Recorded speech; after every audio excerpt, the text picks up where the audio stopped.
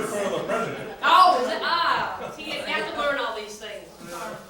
Good afternoon and welcome to the Chelmsford Historical Society and the program In Search of Chelmsford's Farms.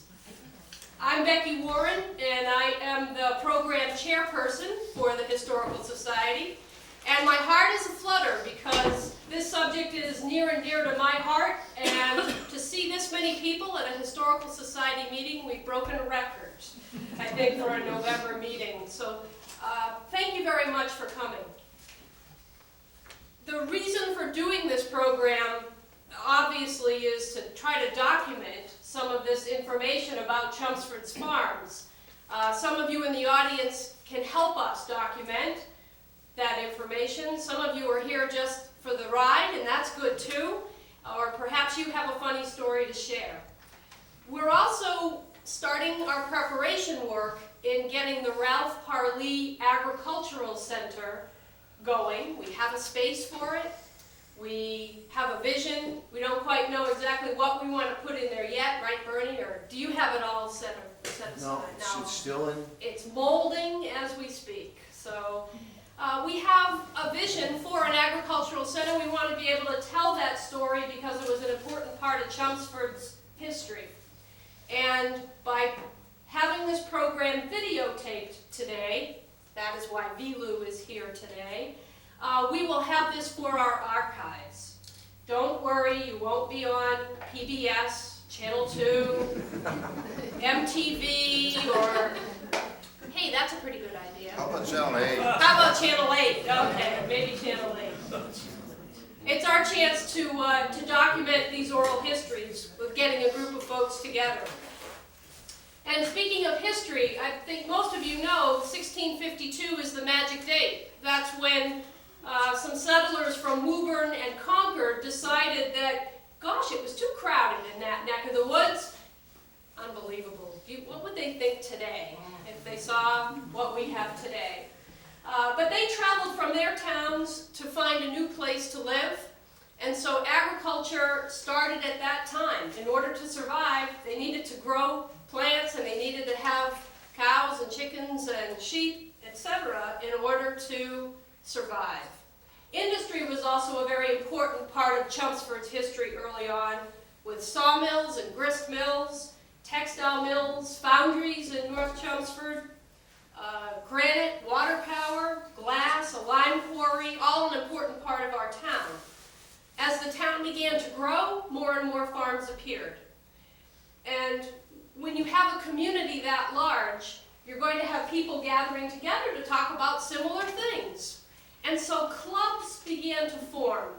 And you know, I had kind of heard about that in the past, but in doing some research for this program and digging in our archives here at the Historical Society, I found out that in 1794, the Western Society of Middlesex Husbandmen, I had to figure that out for a minute, but husbandmen, was organized in Chelmsford, the third type of agricultural group to organize in the United States. 1794, according to Wilson Waters. And the first president was Ebenezer Bridge. That seems, yeah, but that's a good thing. And their mission was the promotion of useful improvements in agriculture. So they were still getting together to try to see how they could improve on doing what they needed to do in agriculture. We have some of these documents up here on the table, so you're welcome to come up after the program and take a look at them. We have some of the documents from the Chelmsford Agricultural Library Association. It was started in 1836. We have some of their books up here. And it was to basically maintain a library of agricultural books and papers and such works as shall tend to the improvement of agriculture. Of course, you had to be a member and pay $1 to become a member to use that library. But it was a library set up in Chelmsford that early on to help farmers learn their trade. The first president of that organization was Otis Adams. What else is he famous for our town? the library, Town motto. and the town motto, "Let the children guard what the sires have won," was penned by Otis Adams. Listen to these names. Think about the road you drive on today. The vice president was H.B. Proctor, Proctor Road. The treasurer was D.B. Emerson. We know Emerson. And the secretary was Edwin H. Warren. Another name we've heard of before. 1850, the Chelmsford Farmers and Mechanics Association. I think that's really neat that we see agriculture and mechanics joining together as early as 1850. And we have a wonderful address that was printed out. Mr. Bartlett, Dr. Bartlett, was the speaker at their first event. And the members of that association were so impressed with the speech, they asked that he have it printed. So it is here. This is what it looks like if you want to come over and take a look at it later. The address delivered before the Chelmsford Farmers and Mechanics Association, September 25th, 1850. Dr. J.C. Bartlett. And he starts off by saying, "I hope I'm not wasting your time." It's not exactly, he wrote it in much better words than I say, but what he's saying is, "I hope I'm not wasting your time. I know farmers' time is valuable, but these are my thoughts about farming." It's a very interesting piece. So if you get a chance, please take a look at it. 1874, I was just showing Charlie Parlee, the South Chelmsford Farmers Cooperative Association. So not only just town-wide, but sections of the town began to have their own cooperative association.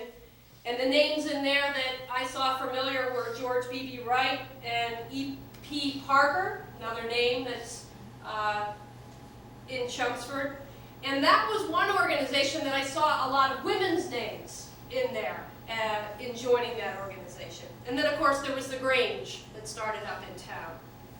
So these were all changes to the landscape. These organizations are forming, and the tradition, of course, is to pass your land and your farm down to the next generation. That's how they had done it for quite a while. Eventually, there wasn't the land to pass down to next generations, so those generations started having new professions and moving away. And in the 1950s and 60s, which some of you, I hope, can help us fill in the pieces, that's when some of the major landscape changes began to occur in Chelmsford. Housing developments, and a whole new meaning to the phrase Chelmsford Farms. In 1961, 500 new houses were built. 28 new streets were established, and routes 3 and 495 were under construction. Imagine that. Some things never change. Yes. This chance for us today is to provide some documentation. Do you remember the names of the people that worked those farms? Did the farm have a name?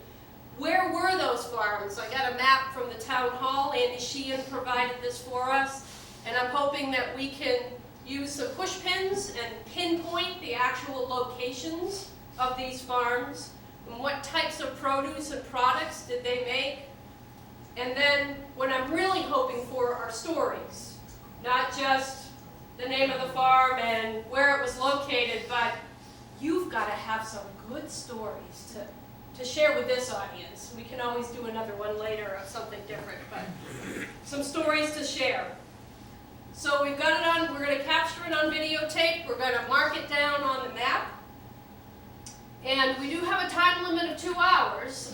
This is from 2 to 4. And I don't think I'm going to have to worry about getting this group started. I think we'll be okay. We've got coffee, so that's good too. Vilu also mentioned, as a person that works at the Chelmsford Cable TV, that he's interested in going one step further. So if anybody here is interested in being interviewed one-on-one at the TV studio, my arm is back here because he's asking me to be the interviewer to talk to folks. That is an open invitation, and we'd really like for that to happen so that we can get more stories and more information. So this is the start of the program. It's going to be informal. I really just want us to share our thoughts about agriculture. I thought I might have to start by having a few artifacts up front to get the ball rolling and for people to talk a little bit. So let's do some easy ones. This is called the icebreaker to get everybody started. Sheep shears. Oh, see, I knew it. Sheep That's shears. because I've used them. I've sheared sheep Okay, with those Ben, please demonstrate. on your hand. Not on me. Well, actually, I do need a haircut. Just like that. So one hand, and of course And the other hand, of course, is deep into in the shear, sheep. in the sheep's wool, holding him because he was tied. But even then, They they wiggled. wiggled around a lot. But then after a while, they quieted down, And they didn't and know. the lanolin in the wool, Ah, yes. your hands just got coated with it. Now, was this a farm in Chelmsford? No, it wasn't. Where was it? In the Catskills in New York. In New York State. I went every summer, for quite a few years, when my grandfather had a summer place. And Oh, great. in the farm, we worked really on the farm next to it. Wonderful.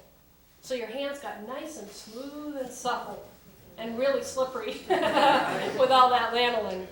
Becky, can we ask people to introduce themselves Oh, sure. for the tape, for the records? For the record. So we got where this was from and your name. Oh, my name is Walter Chrissy, and I'm from Chelmsford. Great. Been here since '62. 62. So 1 year after the 500 homes were built. Maybe you got one of those I got 500 one of the homes. empty ones. Okay. Okay. Very good. Thank you. Now, you can't answer this question because you brought this.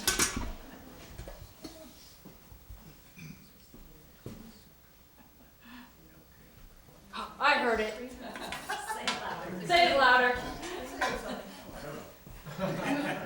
Milk can. Milk can is what came out of here. It's a small one. Okay, so I'll tell a story. I remember my grandfather walking from next door. He would milk the cows and come over with this can with the raw milk. And he'd walk right into the refrigerator, open it up, put it in. And of course, that was for mom and dad only. It was off limits to the kids. So I never got the opportunity to taste raw milk from those cans, anyway. Why not? Why were you worried about TV? Hadn't gone through any of the pasteurization, any process. It was just right out of the cow. I mean, you never had anybody squirt the, my Yeah. uncle used to. Yes, I would do that, but it was only a little taste. It wasn't like having a whole glass of milk with the cream sitting on the top and, yeah. So why a small milk can? Dad? Well, versus the 8-quart, and then the milk jugs, of course, when they ship to the dairy with Much. 20-quart and 40-quart. That would fit. Yeah. And this would fit in the fridge, right? Right. Icebox?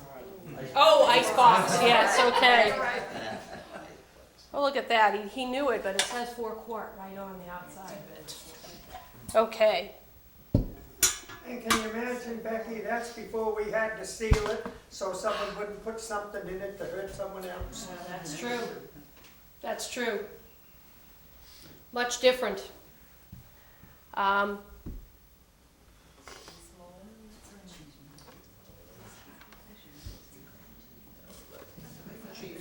You know, it's exactly like the cheese mold that's sitting around the corner in the other room. But what's funny is that Dad remembers this being used for something else. For grain. For scooping grain and being able to give it to the cows. And horses, okay, good. So how full did you fill it when you scooped? Depended on the animal, didn't it? Okay, I'll tell a story that I remember. It was a much smaller piece that our grandfather used, my grandfather used, their father. But it would would be time for every cow had a name, so it was Abigail's turn to have hers, and my grandfather would scoop out of the bigger bin, take a little bit out, take a little bit more out. Okay, that's good. And then I'd go running over to, Abigail's bin and drop that, and then run back to my grandfather with the thing, and he'd say, okay, Stephanie's next. And he'd know exactly how much grain to put in that silly scoop for each cow as they were getting fed. Did you worry so much about that for your critters? No. Or for horses? Did you measure your feet? Sort of, whether it was a Holstein or a Guernsey, how big they were. Yeah, so many pounds of grain, so many pounds of milk. Yeah, exactly. That's exactly. Now, you folks are from the Blackie farm, is that correct? I am. You are, okay. This is Mr. Avalon. Oh, Mr. Avalon, nice to meet you. Nice to meet you. Glad that you could make it. So you did worry about how much each cow got. I guess maybe if you had a granddaughter running around willing to run to every cow, you would do it the other way, right? So Becky, why couldn't you just allow them to freely eat whatever they wanted? Because they would keep eating and eating and eating. Yeah. And they make more milk, but too much?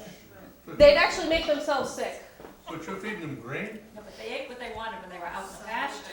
But Yep. this was inside when they came in. So this would be inside, time to milk them. After they got milked, they got their allotment, a treat of allotment of grain.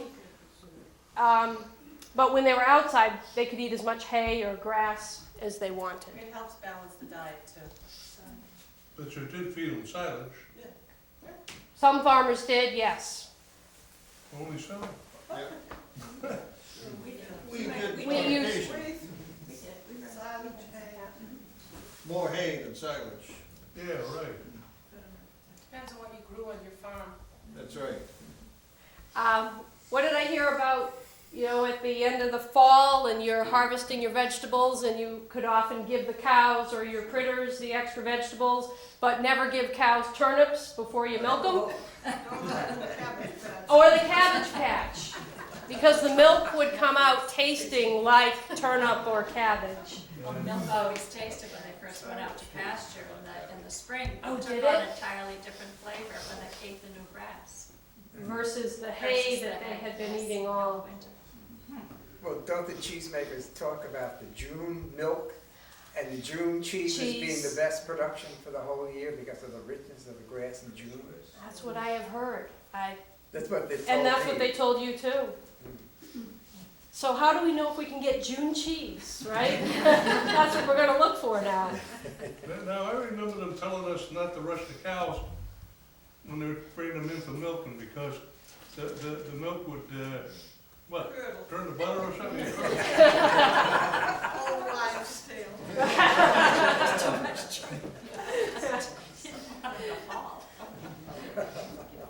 I have a hard time getting up. Okay, so if you've been out with all these cows or you're bringing them in and not making them run because you think the milk's going to curdle, but now we know that is not true. We've got written that wives' tale. It's time to go to the house, and you need one of these. Yeah. You're going to take those boots off before you go in the house Why, because they're muddy. because they're muddy and a few other things on there because you didn't look where you walked. It didn't matter. So you'd be able to take your boot off this way without having to take it off with your hands. Pretty cool. I'd like to have one of those now. Okay, so we've talked about cows, a little bit about chickens, but we've got two wonderful pieces here. It has to be strawberry. That is strawberries. I'm hungry just looking at them. And 3 generations in the town of Chelmsford on the strawberry farm in this picture. Henry Parley and Ralph Parley and Nicholas Parley. Ralph is the gentleman that was able to donate some money to the Historical Society so that we could get the Ralph Parley Agricultural Center going. All right, you got to have strawberry stories. They don't moo, you don't have to worry about whether they curdle or not. You should have a couple chicken stories. I have a lot of chicken stories. Ralph also was a chicken farmer, poultry. And I worked for Ralph Parley for many years, collecting eggs, sorting eggs, candling eggs, packing eggs, Getting pecked by chickens. getting pecked by chickens. Plucking chickens. And no, you know, I never had to do that. Get a few escapees, that was all I had to do. And then help clean out the pens, because he would get rid of them every year, and then they'd be filled with everything, sawdust and all, so we'd have to clean it out. Shovel it out. We did a lot of hand shoveling. Henry got to drive the equipment, and I got to shovel at that point. Fertilizer. It was great stuff. Great for strawberries. How about a strawberry story, since we got strawberries here? Strawberries. Anything? Oh, I have a good one. Oh, all right. Everybody here has either picked strawberries or worked at the farm. Seems to be the truth, isn't it? That's what it is. Oh, I can remember we had kids show up on the farm. My name's Henry Carley, by the way. If you're supposed to introduce that. Thank you. I was just going to interrupt. We'd have a huge amount of kids show up at the farm. All kids in school, in Chelmsford High, whatever. You'd have 12, 16 of them show up. After lunchtime, you get 5 or 6 to show up after lunch. They found out how miserable a job it was weeding strawberry fields. For those of us that stayed out there day after day after day weeding strawberries. We have good character now, Yes. since we survived. We came back after lunch, didn't we? Yes, we did. I don't think they let us go though. I think we had to eat there. Well, also too, mothers came and got jobs for their children at the farm, whereas we can't find enough people to work at the farm these days. It's hard work. Nobody wants to do it. It's a different type of life. That's true. That's true. Okay. So, we got the crowd going. Now it's time for the serious stuff. Let's start with Parley's Farm, since that is still an active farm today. Tell us the location, please, while I'm looking for it on the map. Pine Hill Road, 135 Pine Hill Road, 135 Pine Hill Road. across from McHugh Farm Lane. Do your finger alone for it. I know Well, what I thought. I know. Yeah, I know. It's very deep. There it is. No, you gotta go down further. Farther down. By Down, Brick down, Road, down. right there. McHugh, there we go, right there.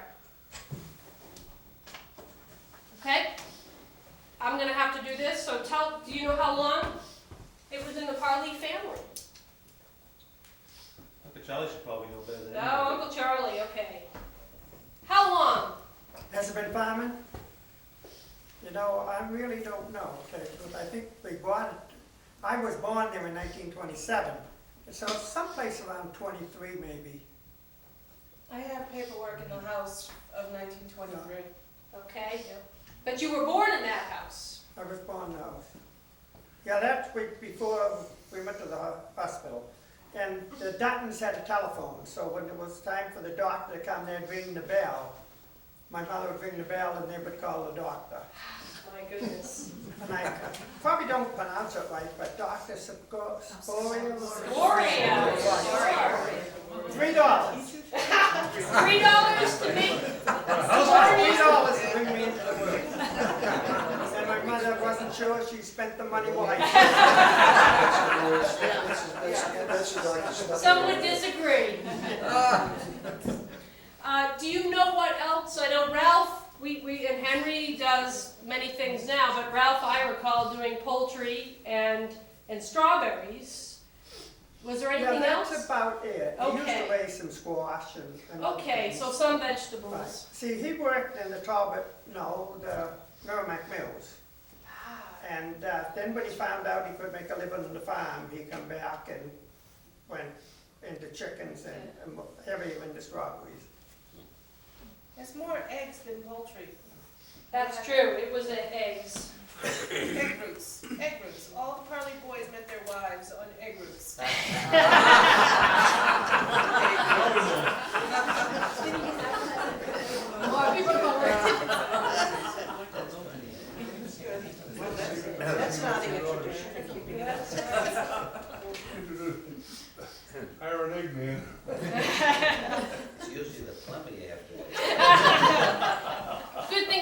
know that back then. You had to worry about the Eggman now.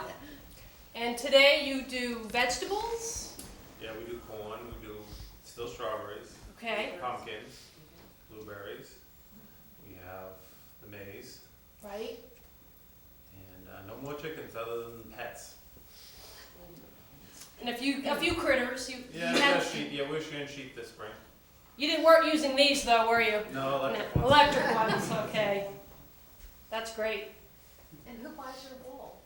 Nobody pays to throw it away. No, we give it to the Verify House for when they do, Spinning. the spinnings and they have open house. There's no market for it at all. Oh, the Garrison. Garrison House, yeah. Sorry. The other historical place, that's okay. Yeah. They're all kind of the same. That's right. Wonderful. Okay, so we've got the Parley Farms that still active. Let's stay in that neck of the woods. Any other farms in the Pine Hill Road area? Katrumpus had a chicken farm. I'm thinking Saint Germain, Saint Germain. I'm sorry. Okay. I saw you on your name stuck. Mill Road. No, Saint Germain had a chicken farm on Pine Hill Road. Somebody gotta say it. Pine Hill Road. Do you know where, Bernie? It's about, Yeah, somewhere. You want to punch it? it's about a half mile down the road from where Harley's is on the right-hand side. Okay. Right or left? That's the last one. It's, Harley's is on the left, Saint Germain was on the right, Oh, it's like Greg's Freddy's house? towards the center, Oh, towards the center. towards the center. Okay. Yeah, we're particularly Greg. Just a little bit before you get into Westford Street, just a little bit before Pine Hill Road goes into Westford Street, Okay. like 4 or 5 houses up. All right. Was that an act? Do you remember that farm? Yep, it was a big 3-story barn, a huge, you probably know one, you live right down the street. Right. But he built it after the war, after the Second World War. So you didn't work there though, did you? I just played around. Good place to play. You stole chickens, you said? As long as you didn't get thrown down the green thing. Down the grade. Oh yeah. Upside down. It was. That's right. That's right. Okay. Anything else in that area? We can go anywhere in town. That's In that general area, on Hunt Road, Raymond Reed had chicken farm there, as well as produce.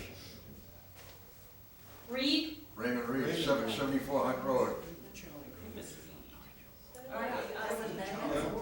Yeah, Manuel's had chickens down there. Vincent Reed over on 110 had, St. Mary's had chickens.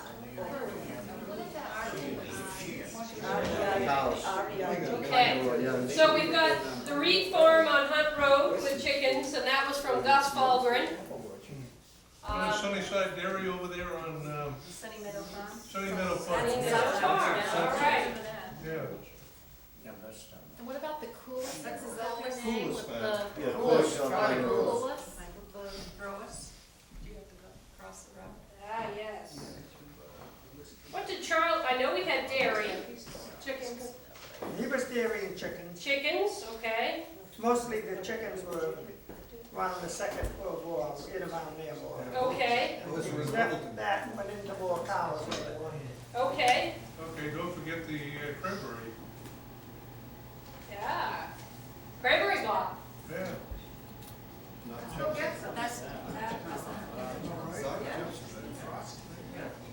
How long has that actually been a cranberry bog that is farmed, so to speak, with cranberries? Perhaps Mr. Wojcik back here would know My this? name's Charlie Wojcik. The cranberry bog was designed and built in about 1901 by a couple brothers. The names escape me though. Bernie? A couple brothers, and they put out all their money to build cranberry bog, which was about, in those days, I think like $4,800. And they ran it a few years, and they turned it over to a few other entrepreneurs. from the Cape, I believe. Skip a few people. A few The name years. of Handy. Yeah. And with Handy, there were two sisters. One was married and one wasn't. And my father went to work for them in about 1954, I'd say. I was pretty young when I went to work. And they always had an outrageous crop of cranberries. They had 50 acres. There were early berries and late berries.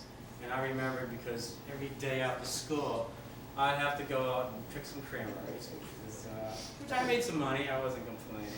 Dry or wet? We always picked dry. The wet is kind of new. It's about 10, 12 years old. We always picked dry cranberries. Dry is worth more than wet.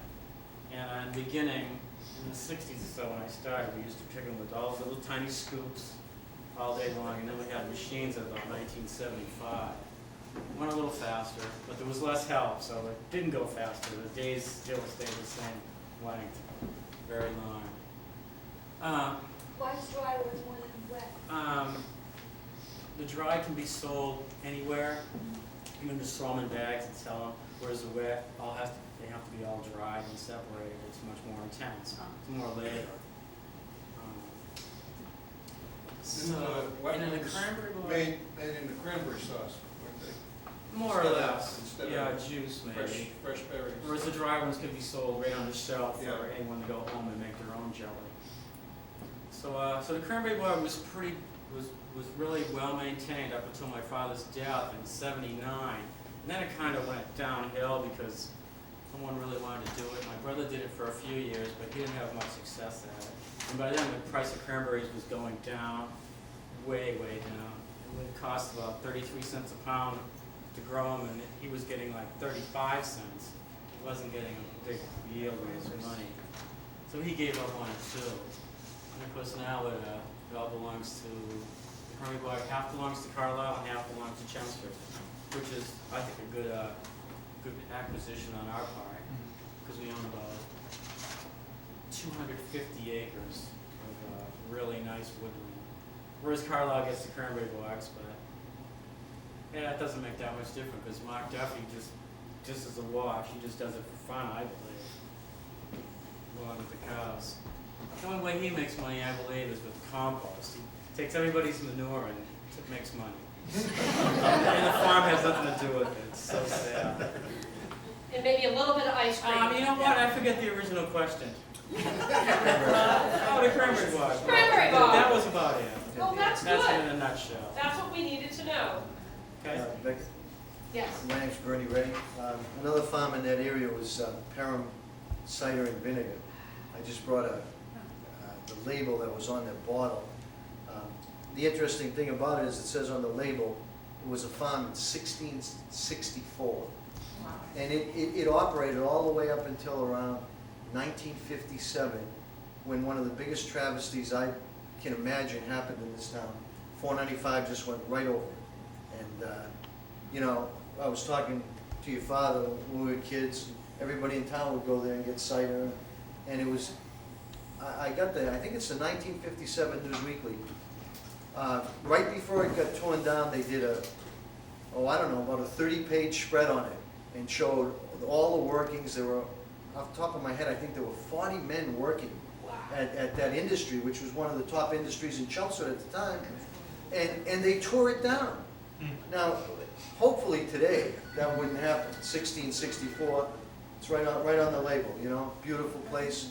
And that was right at, I think, where 495 and Westford Street goes right over 495. Right at that spot. We used to Okay. always go in there when we could have kids around town that always let us have free cider. Yeah, it's really a, 495 really devastated the town. it's really a shame. It did put farms up. So that stayed the same family, I believe, from 1664 till 1957. 1957. Wow. One of the fellows there, or pair of them, that had it, he ended up being a postmaster for a while. And he also won in town a hearse. And they wouldn't have too many people, but when he had someone, he'd take the battery out of his car and put it in the hearse. How did they take it, by eminent domain, to make 495? How did they Yeah, go through it? yeah, they just took it. Boom. By eminent domain and...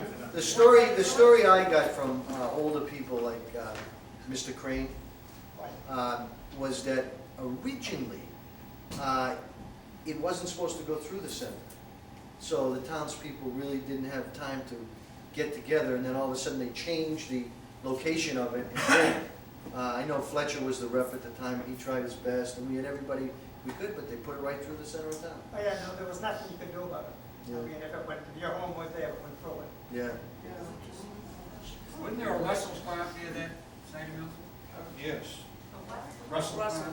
Yes, I forget Russell. which Russell. Fred Russell and his sister, Evelyn, yeah. That big house in the corner. Yeah, Yes. the big house is still there. They tell a story, there was one resident there who had a little farm, and he sat on his porch with a shotgun, and he swore that if they came and took his house, he was gonna blow them away. I guess Houselander at the time was police chief, and knew him pretty well and talked him out of it, but he was gonna fight to the death to keep his house. Oh, my goodness. It may have been Russell, I don't know the name. Wow. Too bad he didn't succeed. I think the interesting thing is to think about the number of large farms that were right in the center of town. Mm. The Emerson Farm, first and foremost, I think, right, Mhm. right there on North Road. And the Wilson Farm, Moses Wilson. Moses Wilson, which is right on the corner of Chelmsford Street and Wilson. Wilson Street. On Yeah, Wilson yeah, Street. right on the It corner. was on Chelmsford. On Chelmsford Street, Okay. all where CVS and all, I brought a bottle of that farm. of the Wilson Farm? Yeah, You really? it says Wilson Brothers Village Farm, Yeah. Chelmsford. So Gary they were Gotukian dairy. here is the, Yes, They were dairy, dairy. dairy. Gary Gotukian is the dean of bottles, but I brought this bottle along to show that, you can kind of remember Chelmsford Farms collecting milk bottles. I just have a list of the farms that I have 21 different farms. Some farms I have like 6 or 7 different bottles. And at this time later, I'd like to ask some of the people in this audience if they know where some of these farms were. For instance, I heard Mr. Avil is here.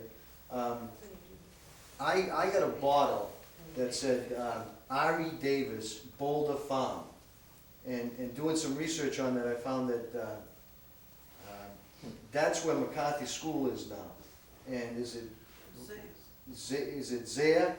I called Zaire, and they bought the farm, I guess, from R.E. Davis. So I have a bottle, R.E. Davis Boulder Farm. So, you know, I know where that bottle was, I know where this bottle was. Right. Some of the bottles you can trace, and some of these farms I don't have any idea, but it would be Where they nice to were, know. but you know that they produced milk and they had a bottle. Right, I know Gary, we try to find that out all the time, don't we, Yeah. where these farms were. Yeah, it's difficult, but Combined, there's how many, between what you have, there's how many? So you have, just a second, Gary, you have how many on that list? I have 21 different farms right 21, here. And I don't know where they all were. But some of them, like Davis Road, I know, was Davis Farm. Right. Wilson Street, Wilson. Blaisdell at the top of the hill. Blaisdell. Yeah, and he run the Fairview Dairy. You take a look at this. These are the ones I have. Gary has more than I do. Okay. You have So I'm glad to see that we have lists, because that's always easier to go by. You've got 21, my father sat down and wrote, how many did he get? 94? 84, sorry. 84 that he could remember. What's the combined? Yeah, Yeah, I think so.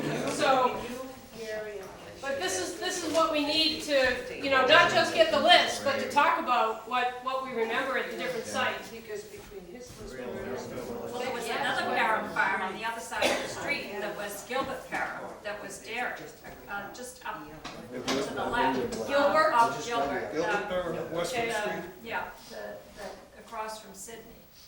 Do you know where they Becky, how many of these farms, I mean, clearly, before the turn of the century, everything was agrarian. So in order to survive, you had to have a farm Right. for subsistence. But what happened in big families? Did people, I mean, your family, the Warren families, how long has that been in your family? For a very, very long time. We finally found the deed that says, June June 12th, 1699. Okay, so from that point forward, what happened to all the, like, where did people stay living together and farming, or did you branch off and then, what happened to all the Well, farms? from what we know, when we talked about going down to generation, I've been able to see all the different people that ran the farm. Usually the eldest son got it, but there's always a story as to, well, why didn't the oldest son get it? Right. Well, they wanted to move somewhere else, so someone else got it at the time. But they really ran out of land, for one thing, to be able to, you may have had a very large farm and you gave the back 40 to one son and this 40 to another son. So it started to get smaller and smaller, and then there was nothing to leave to anybody. Well, of the 84 Farms farms that that he your has. dad has, Yeah. can you see that there's any connection between in other words, are there families that have, you can say, oh, there's a brother here and a brother there, or a daughter marrying somebody in the area, and are they related, or are they all people that aren't related? So Dad, did you hear the question? Are there a lot of relations with those farms, or is it mostly all separate families? Well, we got the Perhams, we know that, where there were. Yeah, but there's That wasn't. two different sites for Pelham. Right, There's a Gilbert Pelham. and they were, Were they cousins? Cousins? They were brothers. Okay. I'm not sure. I think they It might have wasn't been cousins. It wasn't. two different operations, Yeah, Right. they weren't related to both. I mean, not the same site. right. Susan's question was, are we seeing a lot of the same families in town just operating their own farms but in different places in town? Or was it mostly More separate. separate families, okay, within the town? because that's what most people did. Didn't Gilbert Perham have the one on West Fifth and Dock Road? Then he moved up to Lock Road and had a farm up there? It's very possible, Charlie, I'm not See, sure. when I got out of service in '46, I subbed for Glen Blaisdell, which was an R50 route in Chelmsford. So, and at that time, we had two R50 routes and one Walker. Okay, all right. That's We it? hit a lot of them. Whoa, you did. Well, back then, there was a lot of farms then. How many working farms do we have today? Are they considered outside of Parleys? Do we have any? Lubians, but Okay, we know I of want the the Warrens. Parleys, the Warrens get hay off of Hay, their Jones Farm. Jones. Jones is still, okay. And Sunny Meadows is a horse farm. I don't know if you count that. But there's a greenhouse operation there too, though. So that Where's there that? is, Walter Lewis's place. Oh, yeah. Oh, You yeah. know, Yeah. I just had an interesting thing happen. Fact, it's what I've you been, did. I passed that list back there, and you know how I was saying Catrumpus's farm, because they were Catrumpus, Right, and I passed my list around, and she said to me, I had a little bottle RE Blood. Well, I've been trying to find out where RE Blood Farm was for a couple of years now. right. And she said to me, that's our farm. Catrumpus bought it off RE Blood, right? Now, I thought there's a blood slaughterhouse in Groton still in existence. I thought maybe the Blood family was an old family. Was that the same? I've often wondered that. Was it Blood family a long time when your family bought it? Was it Blood Farm for a long time? So we found out where Blood Farm was. Blood farm is. Right where Turnpike Road hits Where Mill. Turnpike Road, okay. You should put Blood/Catrumpus though. When Mill Road meets Turnpike and. Right down there, if you go down that steep hill, you run right into their farm. Now, was that, wasn't there a Catrumpus on the end of Turnpike? That's what we're talking Yeah. about. And she was saying that was Blood That was Farm. owned by a Kelly. Long ago. Turnpike. That I don't, we bought it from Blood. Well, My there was. grandparents. Oh, They there. were- It was a Kelly farm. And then there was a Farley farm on Concord Road. Yeah. Both my parents were born in town. It's right at the end of Turnpike Road back. Oh, okay. It's actually on Mill Road, right across the So street. it was a pig farm over Where Billy was. Third Mill. Yeah. So, yeah. Yeah, there was a pig farm over near Harvey. Sheehan. Pig farm over there, Harvey. She is. Sheehan. Yeah. Yeah. Right across the street from Sheehan Dairy. Okay, so we've got a pig farm, something new. Where was Sheehan's farm? Market Road. Concord Road? Kennedy's big farm on Woodward. Yeah, the Kennedy's farm. Kennedy's, Oh, yeah, Kennedy, the Kennedy's farm, Is that Riverneck? Yeah, that was down. And what did they have? Pigs. Pigs. They had pigs They too. collected our garbage. Real Ah.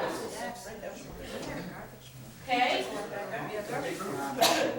We didn't finish the Catrumpus farm, so let's go down that road since we have some folks here.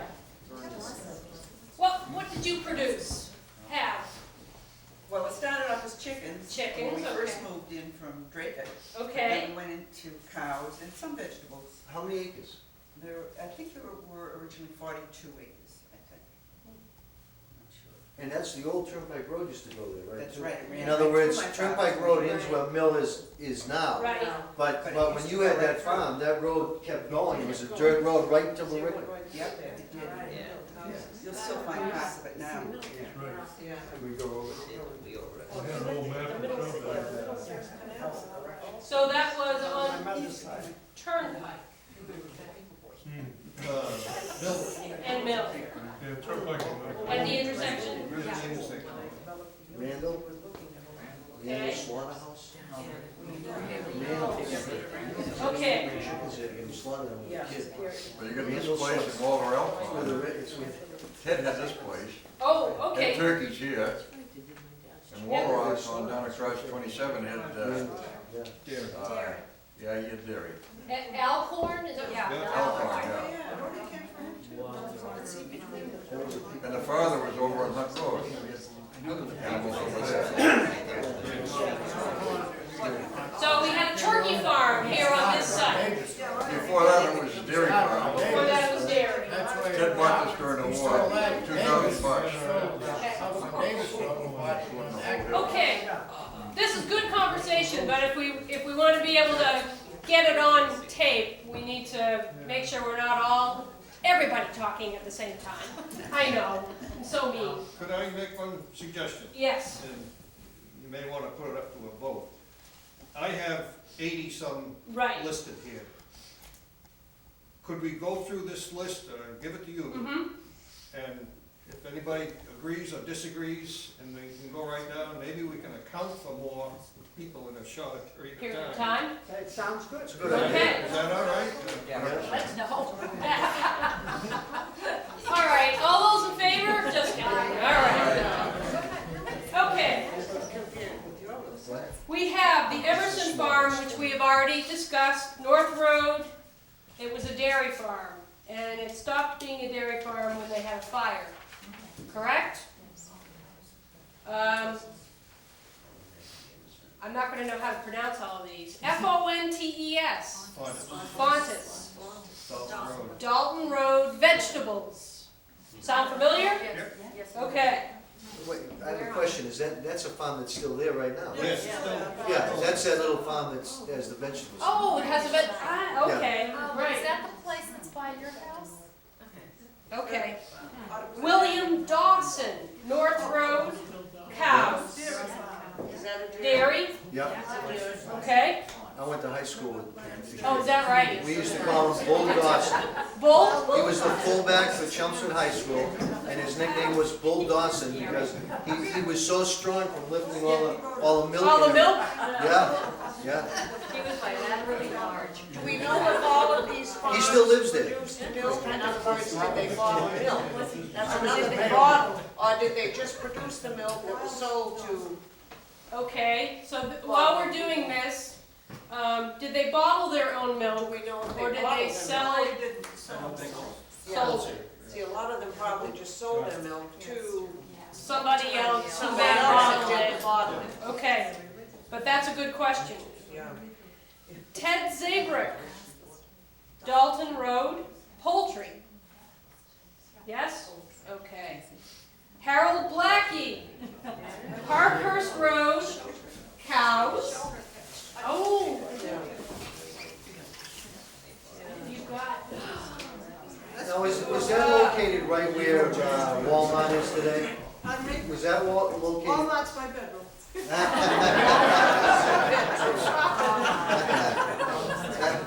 Yeah, of this one. I'll show this in a minute, but how about you share a little bit about the Blackie Farm?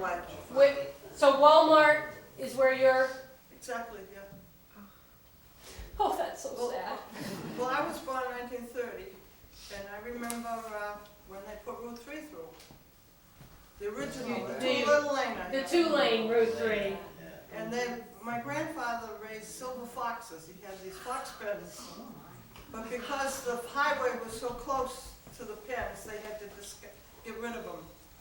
But of course they had a dairy farm, and he was a market gardener. But he sold grew most of his potatoes and squash up in Bolton. And he had another place up in North Chelmsford behind the Southwell Mills. But mainly on Parkhurst Road. Okay. That was for the dairy, and there was a big cornfield though.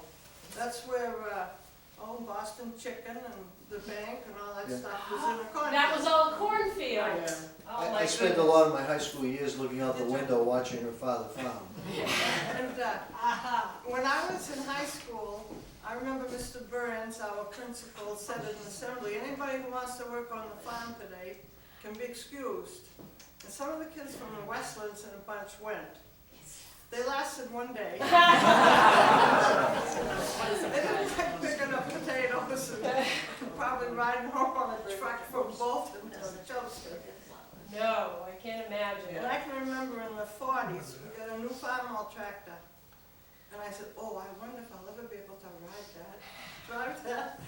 I found out 8 hours a day, called the red and corn. Because we were girls, but there wasn't a lot of help. The war was on. Right. And my brother Harold got an agricultural deferment, which he hated, but it was really necessary. And my sister Florence and we stayed out of high school a lot, in September, getting in squash. A lot of the produce, like the squash went to beech nut, and he grew a lot of stuff for Camp Devens. Oh, and I worked with German war prisoners too. They came down from Camp Devens with a truck, with a nice box lunch. And what would they do? Would they? Oh, pick up potatoes, get in late corn, etc. But they knew when it was 4:30 because they had quit and we had to finish their rows. I don't think that was really fair. And it was volunteer for them too. They said, who wants to work on a farm today? Oh my gosh. But we girls, we threw down silage, and I saw a lot of changes. Like when we used to pitch hay in the big hay fork before, then they started making bales. Right. And then the silage, when they used to bring the stalks in, and it would be cut there and blown up into the silo, and then they used to cut it right in the field and blow it into the wagons. I mean, we saw a lot of changes like that. So you thought it was exciting when the new tractors or equipment came until you had to be on it for 8 hours a day or 9. And speaking about Route 3, we remember it was just a little 2-lane highway, but it went right through the cow pasture in front of the house. Oh my goodness. And my sister, we'd stay up at night in the bedroom, you'd see a little light go by to count the cars on the highway. We got to about 70 or 75 foot highway. Oh my goodness. And you were our mailman. That's right. And I Glenn remember, Blaze's wasn't place. it a horseshoe driveway? Yes. And you was up on a hill? Yeah, and we came out the front. I remember I see Georgie Merrill over there. Bernie Larkin's bus sometimes, picking up band members. They'd go through the farm and they'd go out the back driveway with sort of tip, and all the kids would get on the other side. Oh my goodness. And I remember that farm on account of, I remember the girls there were so pretty. I always had my eye on them, but they only come out once or twice, and I had to put the mailbox. We should have sent for more packages. When you had a package, the mailman brought it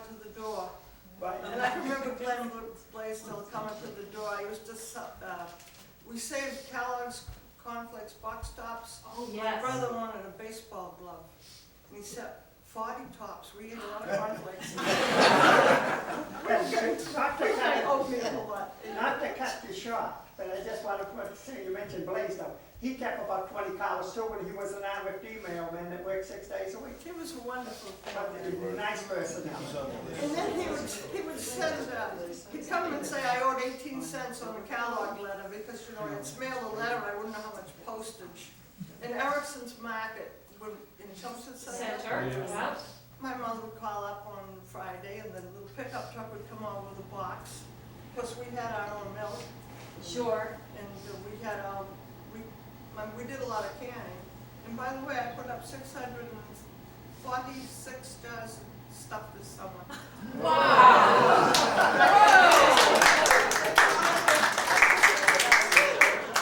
We still do piccolo, you know, and mincemeat, Sure. all that fun stuff. Oh, my goodness. Did they truck going into Boston? All the time, yeah. I can remember a couple, 3 trucks going into Boston. And my father wouldn't let me get a license, but we could drive tractors. We had to go up to North Chelmsford and see Mr. Houseland. He said, oh, here comes that Blackie kid. And the school bus would go by and we'd be on the back of a wagon ducking. And my father, one time I had to drive in, we had more than one truck going in. They'd go to the Cambridge Regional Market over there. And they'd unload the truck first. He'd say, now you start home. If you get home before me, you're in trouble. Finally got my license so we could do that. Oh, my goodness.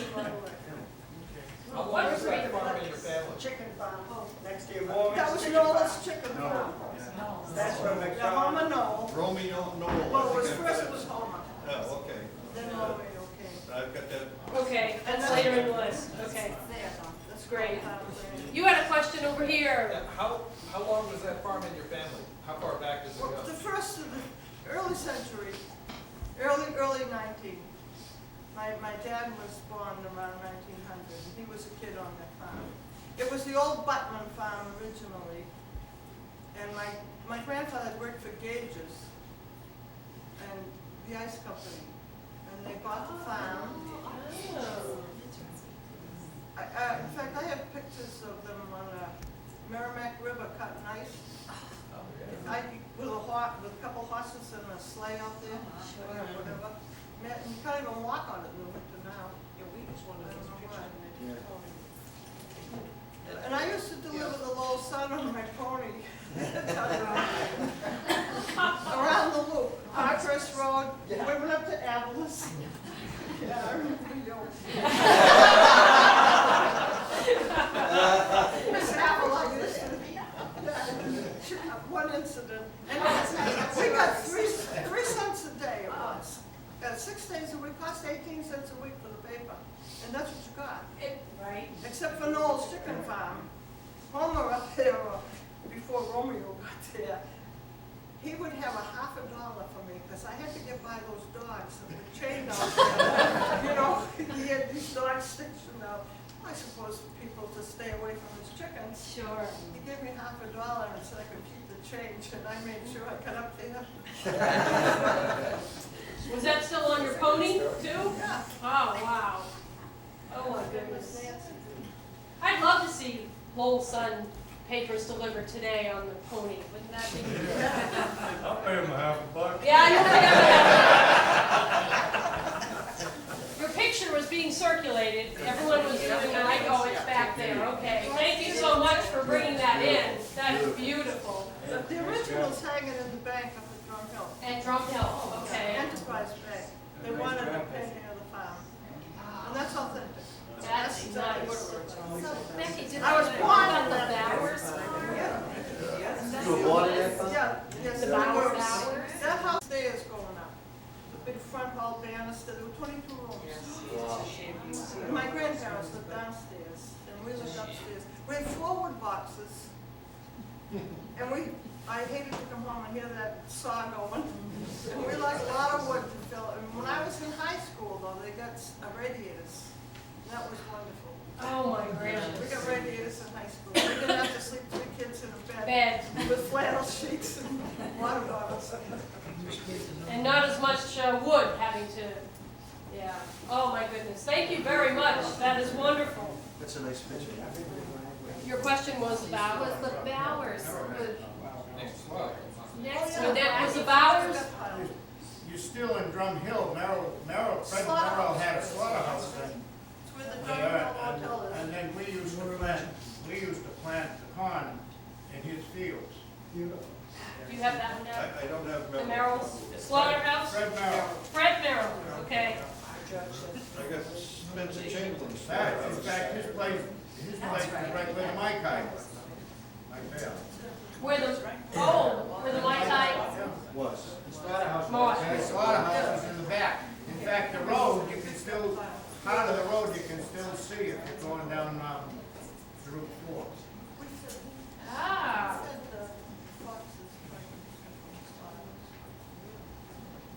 okay, the next one on the list, you're up because it's the Avila farm. No.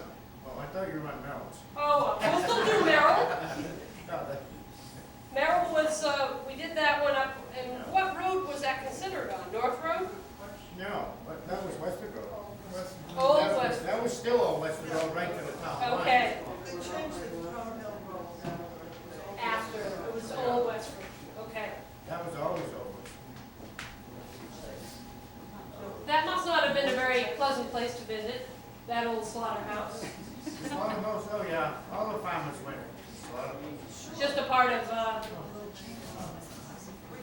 Caught up in all of the news down there. oh, it was the place to go. The foxes were fed tripe Oh, yeah. and meat from the slaughterhouse. From the slaughterhouse. Oh, okay. How it's all connected. All right, we're gonna go quickly through the list here. The Avila farm, which is where the high school is today. Yeah, we were on the other side. We were on Granville Road. We were on Granville Road. Graniteville Road, Yeah. okay. Chelmsford High School is the Avila side. And Westford Road and Davis Road. Okay. Westford and Davis, okay. He's one of the horse out there in the triangle. That's right. Was it a dairy? Dairy Yeah, farm? yeah. Okay.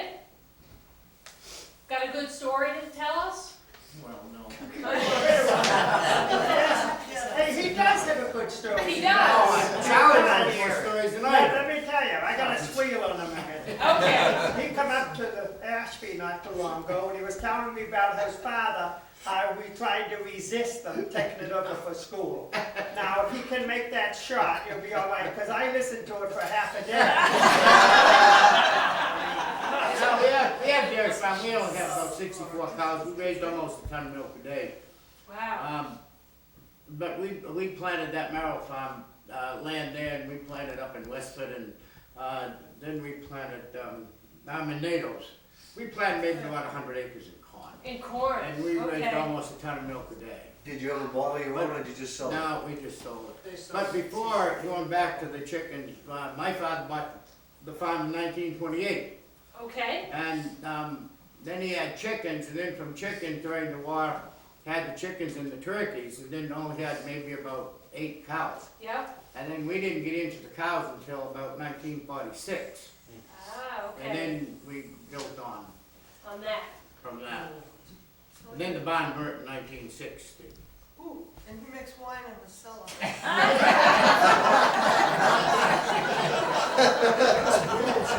Well, he still has the grape arbors, right? That's Davis on. Do you have No, but that wine isn't to sell now. No, in the pasture, I just have a little vineyard where the horses are, and Yeah. I make about 200 gallons of it. What kind of grapes are they? Wow. Concord. Now, that 100 acres of corn, was that field corn or Eden? Well, no, Nato's, we had field corn, and Merrill's, we had field corn, and we also had the field corn up in Westford. We had 2 high-rise silos and 1 trench silo.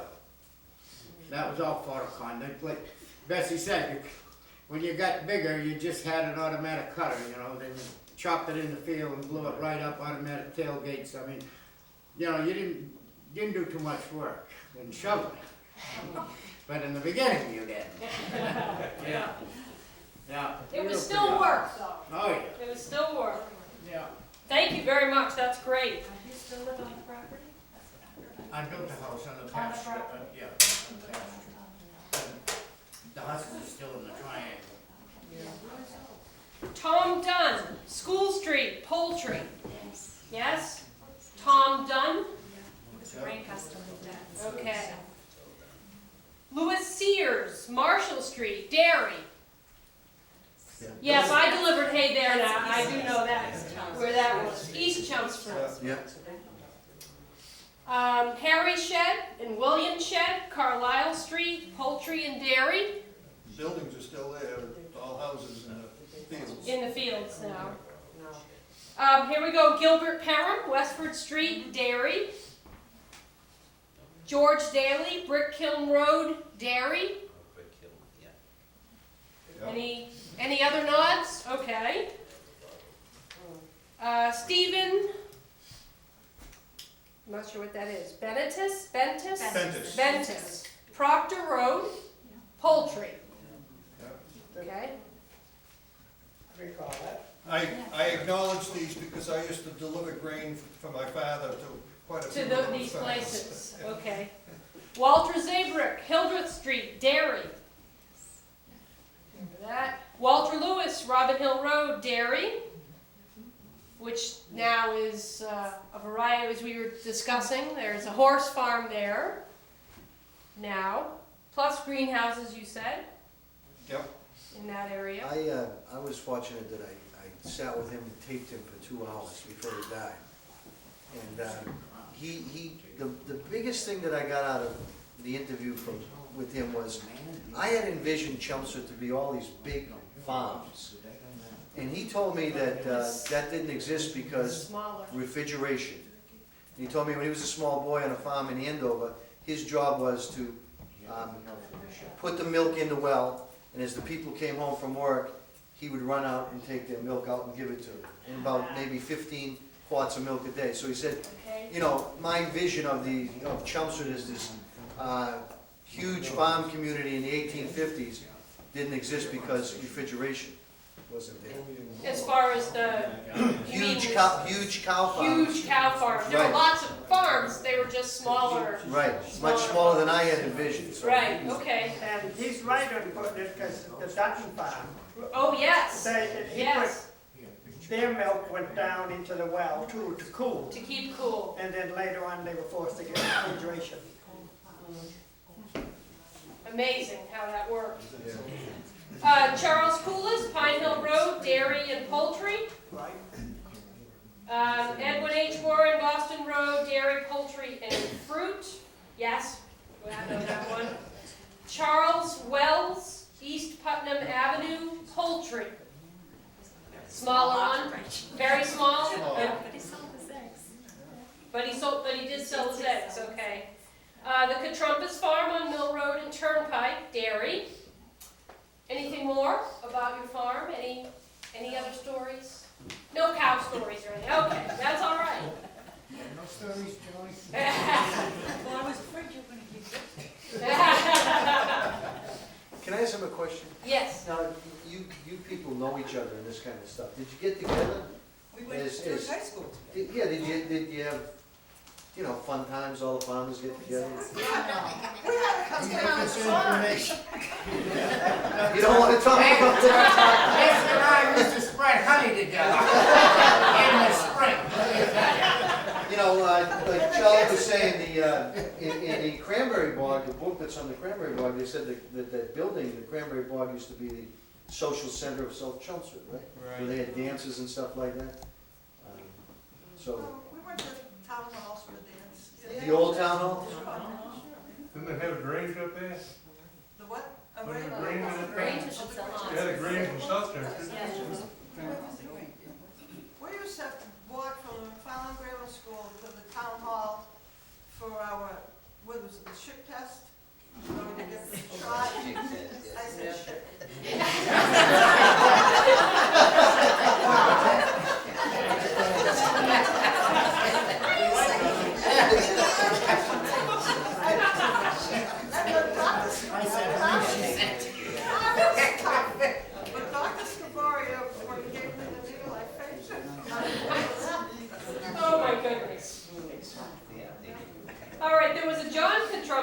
well on Boston That's Road. my brother. It was your brother, okay, and he did dairy?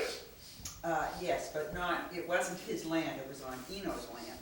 On, Isn't it? Down with the I back. have Eno's listed also, Becky. oh, that Raymond Eno is next, Yeah. Boston It was Road. His barn and so forth that my brother used. Okay, He's now in North Brookfield with his own huge farm. oh, is that right? Oh, that's a nice town. And Raymond did, Raymond Eno, dairy and poultry. His grandfather did the poultry. Grandfather did the poultry, okay. The Emmanuel Farm on Littleton Road, poultry and vegetables. And dairy. And dairy. And dairy. Yeah. We have bottles, We have but bottles. maybe they bought Yeah. milk. Yeah. S. Emmanuel and Company. So they might have bought milk and bottled it. Ah. So put dairy question mark, but there are bottles, There are bottles. okay? Yeah. Carafellis Farm, Littleton Road, poultry and vegetables, And dairy. and dairy, because you have bottles. We have bottles. All right. What was that? Carafellis. Carafellis. Norman Bickford, Main Street. Turkeys, West Chelmsford. Morin Poultry Farm on Mill Road.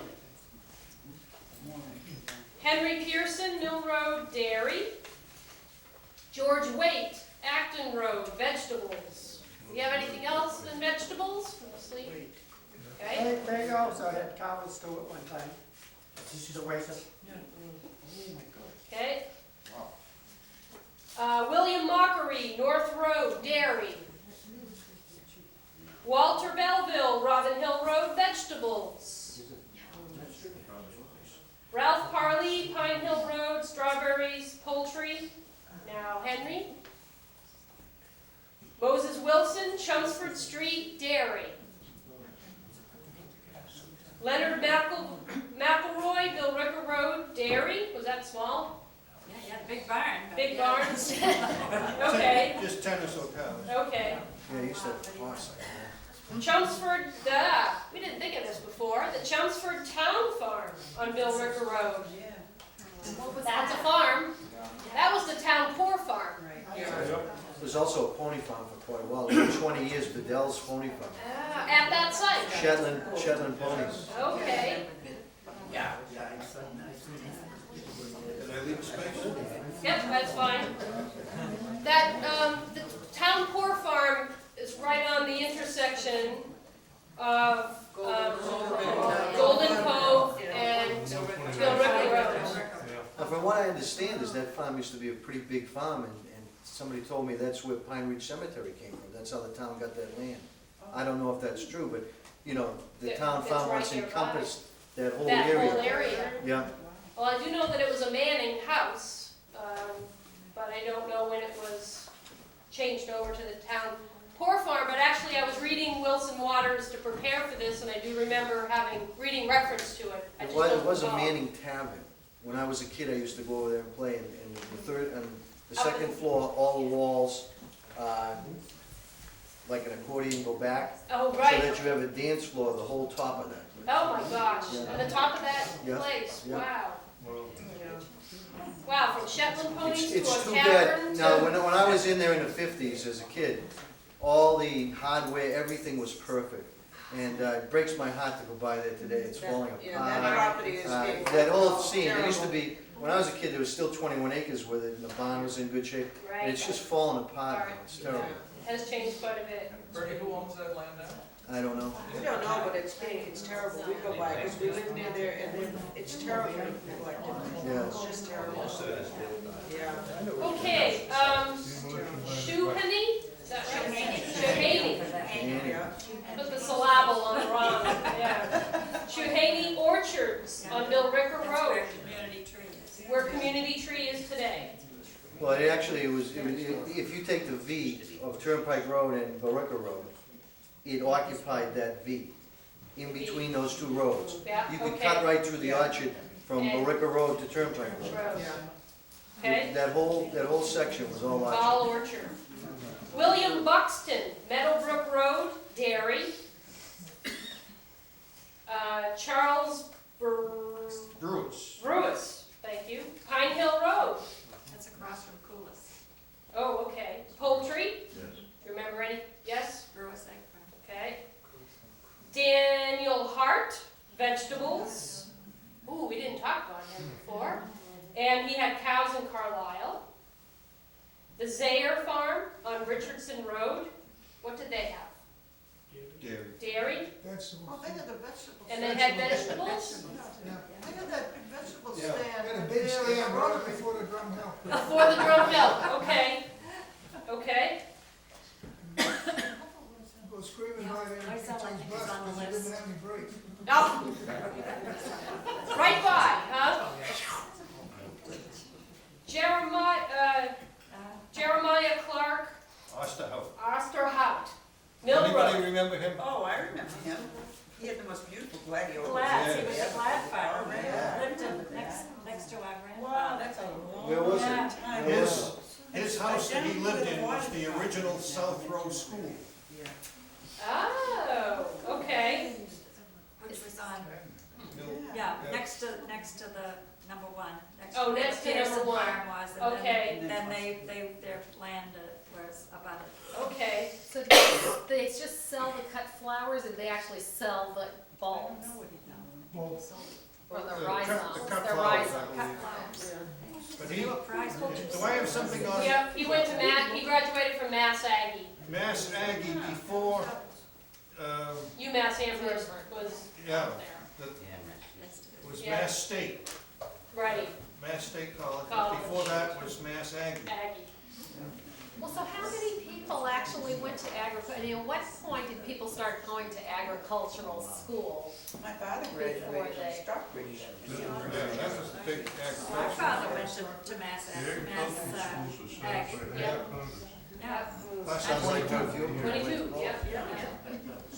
And so we have a couple of folks here that know that their parents or grandparents went to an agricultural school, okay? But don't know the numbers, but there were some. Charles Everett, Warren Avenue, Glads. More Glads, okay? Loisel Farm, Yes, on North Road. North Road, what did they do? Market. Vegetables? Oh, yeah. Both of them.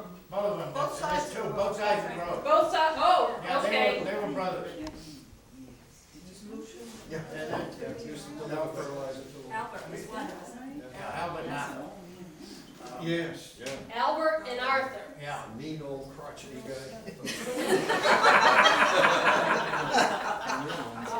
Becky, where was all this Down- sold? down on the- Was it sold in Lowell or in Boston? Do you know where, like, the Glads were sold? Where these things were sold? Where did Everett take his glads? I think Everett took his glads to Boston. To Boston? Yeah. Maybe he picked up Oster Scoots. Same time. Used to Yeah. scoot. I know that, the Edwin H. Warren that we spoke about earlier, he took over the farm that we have today at age 13 when his father passed away. There were like 7 kids in the family. He was the oldest child. And he ran the farm, but then also went to school and won an awful lot of awards in Boston for showing his apples and peaches and other produce that he made, that he produced on the farm. He also was into other horticultural and arboricultural. We have some strange trees that are on the farm, and it eventually became clear that he had gotten them from other parts of the world and had planted them on the farm. I mean, we have a Japanese katsura, which took us forever to figure out what it was, but it's starting to piece together why we had different types of vegetation on the farm, and this was because of EH. And did he plant them all in one area? Is it like an arboretum, or is it, I mean, No, they put he it all planted together, or them just in- random? Just randomly around. There aren't a lot of them left, but that katsura tree is, Where is that? it's the one between our house. Oh, yeah. Oh, They oh, call it the oh, Chinese yeah, elm, okay. but, Yeah, but it isn't. It isn't. It isn't, it's in It's a Japanese Japanese. Katsura, yes.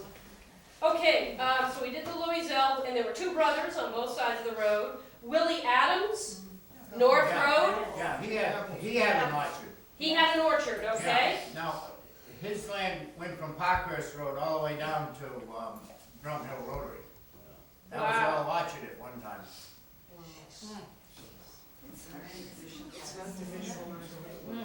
We're talking just like 1940s, it was all orchard, 30s, what years? Oh, yeah. Oh, right. When we were in high school, on the corner of, North Road and Davis Road, that, he had orchard, that was an orchard. As well. And he lived on Davis, and in back of his house, there was about 6 acres, there was orchard there.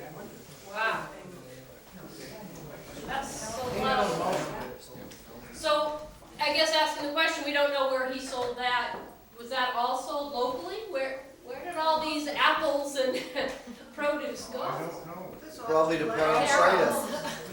That's true. It's all homes now. It's all homes now. Parham Cider used to, He did his, they had a huge industry there, so. so maybe a lot of those apples went to Parham. We My took uncle- we took apples to Parham's. You took them to Parham's, okay.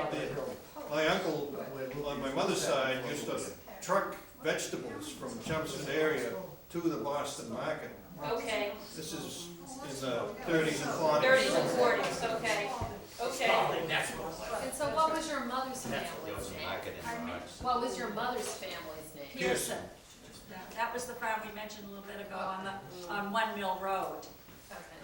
Were they related to the Pearsons on Warren Avenue? No, That have a farm? no, that's another Pearson. I think I've got them down. Yeah. Pearson. Yeah, Alcorn, Dairy, Hunt Road, Dairy and turnips. That's quite a combination. Do they have other vegetables, perhaps? They used to grow that. Sure. Yeah, but They had strawberries too? That Elcon started out on Davis Road. Started on Davis, Yeah. okay. Because, he and, Bessie's father were buddies. Ah, They used to, Go to the love land each other, stamp. their husbands and mother, I remember that. oh, great, okay. So it wasn't all work. Albert Lupian, Westford Street, fruit. Howard Thayer. Lupian did chickens too. Chickens. I got some. Howard Thayer, Turnpike Road, Dairy and Glad's. Yeah, the big Well, green what was ones. it about that part of town? Glad's, wow. That was a nice farm. That was my last paper, my last customer. And in the winter, I used to take refuge in there and help him milk his cows. Is that Warm up to until warm I up? could go down Turnpike Road again. Oh, that's great. Little son. Not on my pony though. I think it was 63 cents, I'm not sure. 62 cents. George Zayer, Richardson Road, Dairy. Zare was on North Road. The one on Richardson Road was Andy Bowman. Andy Bowman was on Richardson. So George, He ended up where, North Road. Okay. he had, Andy Bowman had a dairy and he also bottled milk. Suburban. Suburban dairy. Yeah, suburban. And where You was, have that, where was Dad? Suburban? No, I don't have that. Suburban dairy. Richardson Road? Richardson Road, Suburban Dairy? Suburban Dairy, he bought Suburban Dairy, the retail off of, Charlton, what was his name? Anita's father. Lived on North Road. No, Ryan, that's the brother. Suburban, he started, the dairy, right on, before 95, remember where Anita, well, his father started, and Andy bought him out. And he started pasteurizing his own milk. So it was started by what name? Suburban was started, Suburban Dairy, yeah. was started by, Oh, Andy Bowman. okay, I don't know what he called his family for that. okay. Great, good. So George Zayer was North Road. Or Davis Road. Davis Road. Davis Road, okay. Davis Stan was Road, okay. Philip St. Germain, Pine Hill Road, That's who we said, that's the chicken. Poultry. Gilbert Perham, the other Perham, Westford Street, Dairy. Sheehan Dairy, Boston Road. Dairy. Where was that on Boston? Anybody know? Near Concord Road, but going away from the center, was on the left. Had a large barn, used to milk 11 in the morning and 11 at night. Where Concord Road splits off with North Road, it was right there? Not Road, Boston Road. I mean, Boston Road, where it splits off? Yeah, just towards the center on the left. Now, is that the same family that's up on Pine Hill Road right now? The Sheehan's? Sheehan's Yeah, and she ended up there, the town bought it, took it over to a school years ago, and then they were able to buy it back from the town later on. Is that the same family that was the Sheehan's? you're talking about? Not sure. But there was a Sheehan pig farm. That's on next on the list. Concord Road, Oh, yeah, yeah. yeah. And I don't know if they were related or not. but- Yeah, that, I don't think they were there, I never heard of it. Yeah. Sheehan Dairy? The Reese Goat Farm, Parker Road.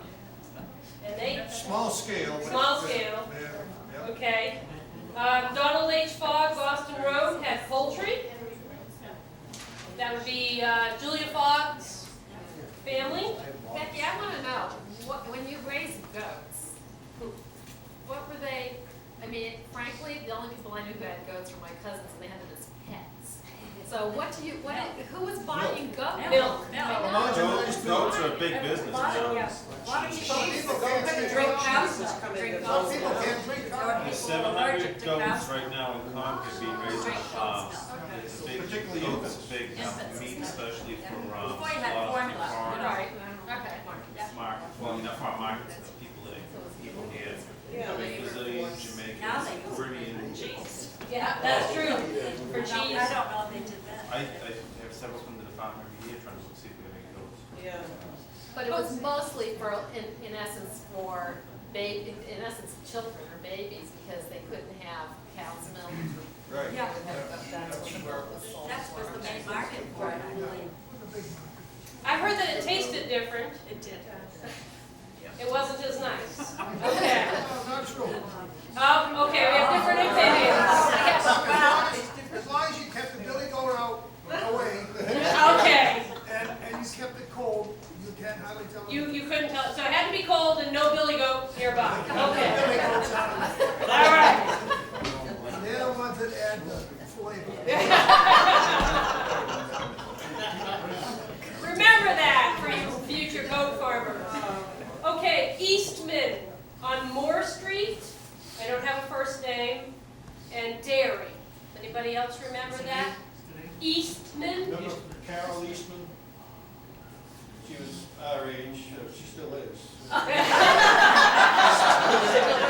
Her parents had a small dairy. Brickhill Road and Moore Street. Okay. C. Harvey, Boston Road. Did they have any? Claude. I remember Claude with Harvey Building Supplies, but Yeah, well, prior it's the to same that, family. same family. They had pigs. Pigs. Okay. Okay. The Spanos Farm on Fay Street, vegetables and poultry. Fay Street is off of Acton Road. It's a small street. As you're heading, actually, as you're heading here, it's a left-hand turn before you get here. There's a left-hand turn, and that is Fay Street. Martin, Concord Road, vegetables and strawberries. Yes? Small, okay. Harold Pearson, Turnpike Road, greenhouses. Great. Dairy too. Yeah. And dairy. That was out there. They were brother-in-law. Yeah, they were brother-in-law. Yeah, the house, he came up and There. showed me how to run milk machine, we got him. Oh, Yeah, that's how I know he was one. Dale's father. Yeah, Dale's father. Stephen Ventus, Proctor Road, poultry. Yes? Yeah, have to help me with this one, Dad. O.C. Oskowski. Thank you. Oskowski. Billrica Road. Yeah. What did they do? Vegetables, Vegetables, I think. vegetables, yeah. Yeah, Skusky had vegetables. Okay? Oh, I know. Proctor Road, you still have Sammy Zuzo. He had chickens. Oh, I think we're coming to that I one. think we're getting there. It's Well, on there. Walter Alcorn, Yeah, we said. we did him. Yeah. Blaze, No, there's two. Yeah, we did Okay. both, I think we talked about Did you do both? One's on Hunt Road, one's on Acton. Acton, okay? Blaisdell Farm, dairy, where's Blaisdell Farm? Like, So yeah, Northview at Farm, least, yeah. I'm sorry? Northview Farm, Northview Farm. he bottled his milk. Oh, yeah, now, Northview Farm was Blaisdell? Blaisdell. Blaisdell. It's up where the, Opposite the Lutheran Church. right across So- from the Lutheran Church. Across from the Lutheran Church, okay? All the way to the mountains. Old Westwood Road? Oh, yeah.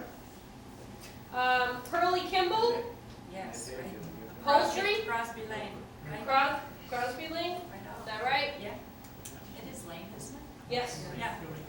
Curly Kimball. George B.B. Wright, Acton Road, Nursery. Park DeWolf Dairy, Park Place. So I assume they did dairy. Garden, Charlotte. Gordon and Charlotte. Charlotte was a pack. Yes. Okay. Wayne Jenkins, dairy. Anybody know where that was? Yes, Yeah. Thompson, just Right opposite. at the corner here, Right at the corner Right, here? Just Yeah. up. on Barton Hill Road. Yes. Okay. Where the Balvos live now, I guess. Yeah, still, Well, Okay. it's still there. yeah, still there. Good. Ralph Peterson, Concord Road, cattle. He was a cattle dealer. Cattle dealer. But he had a few cows. He had some cows. Okay. Frank Wojcik, Concord Road, poultry. That's your dad, right? Concord and Proctor Road. And Proctor. So when it says poultry, does that mean you're selling the chickens to selling the Chickens chicken? to or did you Purdue, actually- like, and the eggs to the egg dealer, door to door. So wait a minute, I wanna know, were there egg battles? I mean, it sounds like there's a heck of a lot of people There must have selling been. eggs. I mean, did people have the territory carved up? The way- What did the they way- do? World War II brought about the need for a lot of chickens. That's where all these people started the chicken farm. You got, and Lowell always had Oh, 100,000 yeah, people. all right. The other thing is that the average flock may be 1,000 or 2,000 birds. Now, in Maine, you get 100,000 birds in one building. And so, These were free range Wait, chickens. these were all Yeah. free-range Yeah. chickens. yeah, Well, much smaller not scale. entirely. Some of them. Well, the They- Reeds, some the of Reeds them, had yeah. 10,000 hens I down there. think I forgot that. Becky, Yeah, Reeds. in the 40s, Frank Purdue and other large broiler raisers down south used to come up north and buy hatching eggs from the New England farmers because they were more fertile, because of more activity and cooler weather. Cooler weather. So they used to buy the hatching eggs from up here. So a lot of the farmers did produce eggs for the home market. They produced it for the big breeders down there. Down, okay. And that went out because they put in air conditioning after the war, and that ended that. Well, what Ralph used to say about the chickens was that when they developed the antibiotics, so you didn't get roaming diseases to wipe out entire flocks, people could start filling buildings up. I mean, we were considered actually big time. One time we had 10,000 chickens, which is nothing now. But the problem was you'd have, a lot of people had 500 chickens and that was it. In the corner of the barn, they had a whole bunch of chickens. When the disease would come in, we'd wipe them all out. Right. But if you Okay. lost 500 chickens, you lost 500 chickens. If you lost 10,000 chickens, you lost a A lot huge more. investment. That's why everybody had smaller farms, but as Okay. the antibiotics developed, that's when they could keep.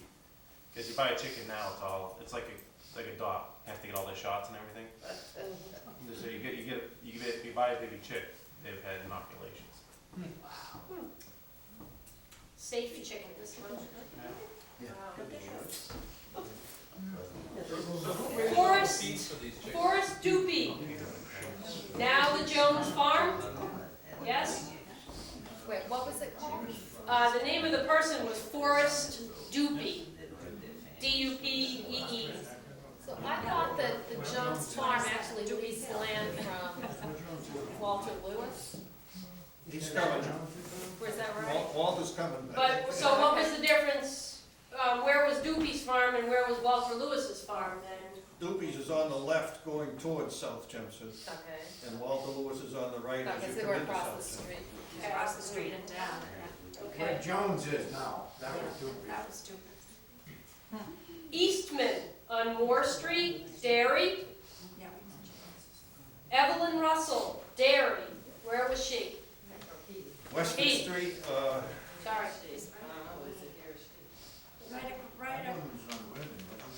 Westford Just or where, Worthing? like in between Worthing and Westford Street. The house is still there. Was Yeah, that that was Patty Russell from Dalton and North Road. that was a brother. That was a brother, was up on Dalton. Well, how about Fred Russell is next That's on? that's the brother. Okay, that's a brother, Dalton Road. and he was on Dalton? Okay, and he had bees. All right. Walter Pegnon, Derry, South Chelmsford. Henry Ai, Hall Road. Hull Road, Poultry. And then Sidney Parham, we talked about. You mean I got a duplicate there? No, we hadn't. We had started. Oh, all right. Okay. Stuart McCormick, Garrison Road, cows. The Williams Farm on Garrison Road, dairy. Shell Williams. Yeah. F.P. Warren, Elm Street, dairy. What was that? Elm Street, Elm Street. Yeah, there was a Lions farm on Elm Street, at Dairy and Hens. Lions. Yes, that's where. I don't have that. Larson is now. Yeah, okay. FP was on the other side of the street. Oh. Used to deliver grain there years ago. Albert Simpson's farm, right? I don't recognize that name. Gus, Lions had what? Lions Farm had what? I had cows and hens. Okay. We talked Romeo, no. Chicken, okay. On Parkhurst Road. James Mullen, Brick Kiln Road, Poultry. I can vouch for that. Okay. There's another one here, Dad, begins with R. Riopel, right? Riopel? They have pigs. Back to Knoll. Back to Knoll, okay. The chicken farm was on, in what they call Caroline Plain, and they used to dig up Indian arrowheads and everything in the yard right there, because the Indians had a big encampment there, in that area. Was that Brooklyn Road? No, Parkhurst. Parkhurst Road? Parkhurst. That's Caroline Plain, That's that's where Caroline Plain is? Runs from there down through, Stedman Street, back towards Wall, from there. Because somebody once asked me where Caroline Plain is. Caroline Plain. So that's the area that you told me about a long time ago. I believe so. Yeah, okay. Neat. But the chickens used to dig up arrowheads and stuff. Made it easy, just pick them up. Just pick them right up. They had unearthed them for you. Oh, that's good. Reese Farm, Reese's on School Street.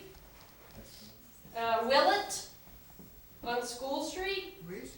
What did Reese have? Poultry? Poultry, yeah. Okay. Yeah, they had chickens. And how about Willett on That School one, Street? someone else told me that, and I don't recognize it. Anyone else recognize that name? No? So that's a big question mark, okay? We talked, the Sheehan Farm on Pine Hill Road, Dairy, we're almost done, folks. The Zuzis family on Proctor Road, vegetables and poultry. St. Germain, we talked about that one already. Raymond Reed, Hunt Road. 74 Hunt Road. 74 Hunt Road. And that was the poultry one? Poultry and market vegetables, okay? Spencer Chamberlain.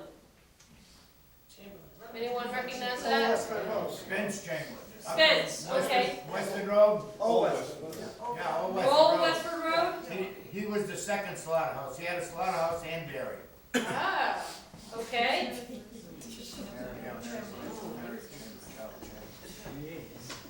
The McKennedy Pig Farm. And we did that one, that one, that one. We got through my father's list. Plus all the ones that everyone else had done. Did you get Sammy Susan? Yeah. Gus, did we miss any from your list? Well, I got a Swanson that was right next to the golf course. Yes. They raised celery and Oh, asparagus. celery, yes, and asparagus, yes. And I don't know if they put, this place used to be, belonged to Green. They had cows here. Then Ted Alcott bought the place and he had turkeys here. Okay. Okay. And, Gus, didn't you tell me that where we have those planting beds and there's the stone foundation, that that's actually the foundation of the coops? well, there were chicken coops out there. The turkeys were all over the place. I mean, they ran all over. Kenneth Reed over on Park Road, he had hens. That's, Kenneth Reed. yeah, that's the father of the Freddie and so forth. that's right, they didn't know that. Vincent Reed, down in 110 where Dad and the boys was out back there, he had chickens. And somebody took, well, I didn't hear anybody mention, the Red Wing Farm down by Agways. Oh, that's right. Yeah, that was where Clem Blaisdell's farm was. Ah, Oh, He was the okay. mailman. Wait, that's where Suburban Dairy? And there's a big barn right opposite the plant down there. I think the lady that does braided rugs lives there. That must have been a farm at some time. Yeah, I don't recall. that operating around here. No? There's only a couple acres. There's a big barn there. Oh, it's beautiful. Yeah. So let me get this straight. Where Red Wing Farm is today, that was originally, Glenn Blaisdell's. okay. Glenn. Okay. What did And you- somebody mentioned to me, somebody called Reardon over on Brick Hill Road. You got that? Yeah, that was. Oh, okay. Well, that takes care of what I. That got your list? Yes. Okay. McHugh's used to raise eggs. Oh, that's right. On High Street and. Just down the street from you, right? Across the street. Across the street. Yeah. Then, Charlie mentioned the Duttons. I didn't see them on your list though. Okay. Oh, I thought Dad had them, but I don't hear it. Okay. Yep. There's a Woodbury farm on Mill Road. At that time, I think it was Billrica Road, actually. That was Orchards. Orchards, okay. Becky, when you're going out Drum Hill, and right after Wood Street comes in where the light is, there's the Giraffamel Bowers house. Yes. And that's Derek's relatives, that was their house. Well, we were talking to somebody once, and I don't know who the woman was, but she said her family farm was like across the street, and there was a big barn, and she talked about, they used to have dances there and parties, and I don't know who it was, because we were just chatting. Chatting, yeah. Does anybody know where that was? What's the location again? And you got Drum Hill where Wood Street comes in, and there are all those apartments that are there. No, that's- Okay, that little house that's on the right, that's all Bowers. That's Bowers. No. Bowers? That's the Bowers farm. And He Jesse had cows Bowers, and he raised tomatoes. and Jesse Bowers raised, he had flowers, a florist, on a Princeton Village. Yeah. Yes, it was. And in fact, I used to rake hay in there. It was just a field, yeah. That's low. It isn't low. It's That's That's low. East Chelmsford then, but it Well, was it was in Chester. small now, right? Yeah. It's low.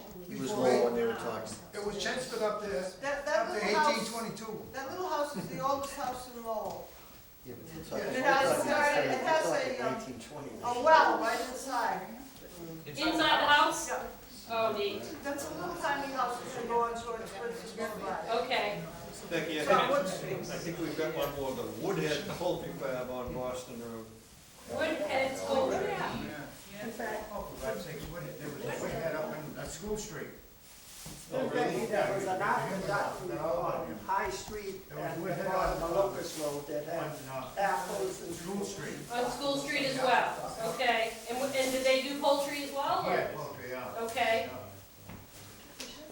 Becky, that And you barrel forgot is- the Gassy in Drum Hill, you were all done in Drum Hill, I thought you were all done. Drum Hill, Dick Legassi, he had a big chicken house. He was one of the bigger ones in town. He had poultry and rabbits. Well, rabbits, that's the first one. That's a no. Drum Hill. I remember that. Right where Sears is right now. Sears today, okay, good. Becky, Yes. that Bowers Farm. Yes. I have some old family records that say that he made strong waters there back in 1655 or so. And it brings to mind, he probably made that out of apples, but how many other farms here had a still where they would make something for recreational purposes? If they did, they probably did. They probably did electrical. It was Kidaria Farm or just a revolve? Ah, Kid Dairy. Kid Dairy, was that an actual That's in farm? Lowell. That's in Lowell. That was in Lowell? That's on Stevens Street in Lowell. Okay, What about Kid Road in Chelmsford? On the last page. you have, some of the other Last feed, page. feed supply, what name? Feed supplies, Yeah. okay. Anything else like dinner? I've added a lot of stuff, so Okay. you'll have to take a look at it. George says yes. George, How about some farms from north? You want us to we make a don't motion? have one evidently. Wharton's, W-O-T-T-O-N. Wharton, okay, Early, he had cows down by the river, where the ballpark is now. Martin Lane. There was Clark's Farm on Kingsborough Road, where the apartment houses are, and he raised Indian corn. He kept his own seed, the story is he got it from the Indians. wow. But people come from all over to buy Could that. be true. Where was that one, George? On That's on Kingsborough Road. Kingsborough Road, okay. Yeah. And the Middlesex County Training School had cows and vegetables. They didn't sell it, was for their own consumption, but they had quite an operation there. Yep. And there's a lot of others, like, we did Bomels. Yep. Yeah. Bliss had a farm. Bliss, that's right. On Dunstable Road. He was vegetables and, got a couple of cows. How about Highland Avenue for a while? Polly had goats. Polly? Great big white ones. Oh, is that right? Yeah, and they eventually sold them, and they went up to Truby's on Dunstable Road. Huh. There were a half a dozen more goats. He had quite a farm. Any deers up there, George? Don't you remember? Jerry's, Bomel's a big dairy. Okay. Debutante kept the bull, because I remember Bomo looking at his cow certain times of the year. Did we do McGovern? Debutante, he was Stony Brook and near the bridge on Princeton Street. Becky, did we do McGovern? I don't remember what we did. I have a bottle that says McGovern Maple Farm. It's a dairy, a bottle in Chelmsford. Anyone remember McGovern? No, Maple Farm, McGovern, it's Chelmsford. It says Capo's had a chicken farm off of Sleeper Street. Sleeper? McGovern. Capo. How's that? C? You don't have to know how to spell it. Okay. That's about it. There's- Good. There were a lot of smaller Small. operations, but more like for families. For their own family. They didn't sell. Okay. Gary? I don't know exactly what part of East Chelmsford, but I have two billboards. One is Walter Lee, it says Walter Lee, East Chelmsford. And the other one is Mellow Brothers, East Chelmsford. Of course, L-E-E for Lee? L-E-E,